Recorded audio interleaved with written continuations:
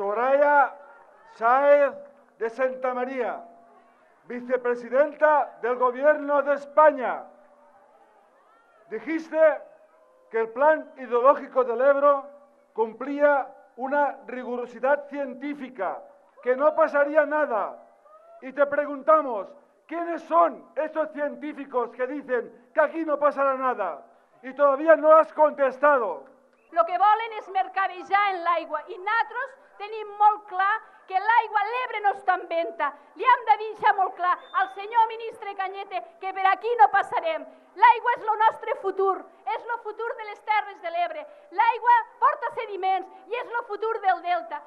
Amb contundència en el missatge, però amb un to festiu en la reivindicació, la plataforma en defensa de l'Ebre va mostrar una vegada més el suport popular a les Terres de l'Ebre i l'estima de la gent del territori pel riu i el delta.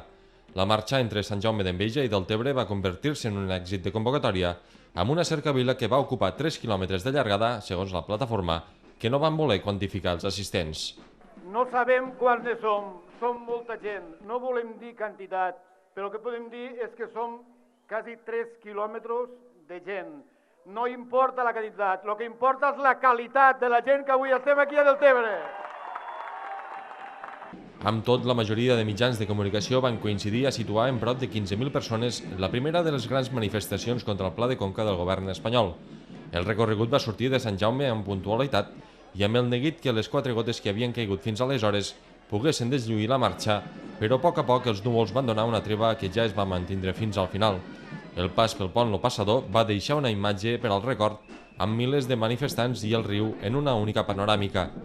El nus gegant, que ja identifica les mobilitzacions de la plataforma en defensa de l'Ebre, va obrir la manifestació, seguida per la pancarta amb el lema de la convocatòria: l'Ebre sense cabals és la mort del Delta.